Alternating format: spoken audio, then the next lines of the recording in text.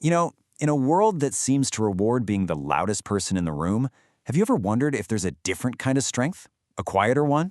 Well, today we're diving into Haya, an Islamic concept that's often just translated as modesty or shyness. But trust me, it's so much more. It's really about a deep source of inner strength and dignity.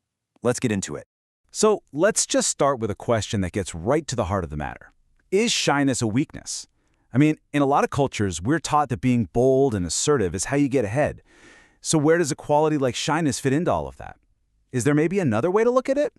All right, to really wrap our heads around this, we have to go way beyond a simple one-word translation. So what is Haya really? Okay, the most important thing to understand about Haya is that it's not a passive feeling. It's an active, guiding attitude. Think of it like a built-in moral compass that's always working. It's steering you towards doing good things and pulling you away from anything that's harmful or wrong. It's actually considered a core part of one's faith. And this right here is a super crucial point. Haya isn't just about the outside stuff, like how you dress or how you act around people. It starts on the inside. It's about shaping your thoughts, your intentions, your very character.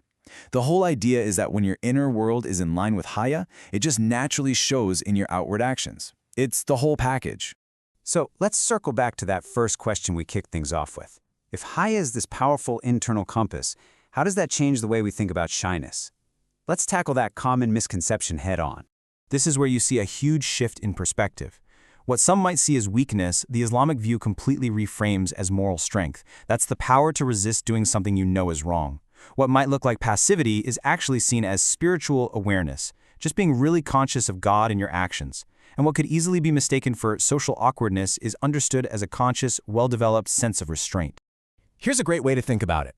Haya is like a spiritual shield. It's this internal defense that protects your integrity, your conscience. When you're tempted to do something you shouldn't, Haya is that voice, that feeling that makes you pause and holds you back. It's your protector. Okay, so what does this actually look like in practice? How does having Haya really shape a person's day-to-day life and their character? Let's break down that impact. The effects are pretty profound. For starters, by preventing you from doing harmful things, it naturally leads to this sense of tranquility and peace in your heart. It's a quality that polishes your personal character, deepens your connection to your faith, and ultimately, it lets you carry yourself with this quiet, powerful dignity. You can almost think of it as a simple cause and effect chain. It all starts with that internal feeling of Haya. That feeling then inspires an action, or in this case, a conscious inaction, the choice to hold back from doing something harmful. And what's the result of making that right choice? You get this amazing sense of inner peace and calm. This all sounds fantastic, right? But it brings up a really important question. Is Haya just something you're born with, or is it something you can actually develop?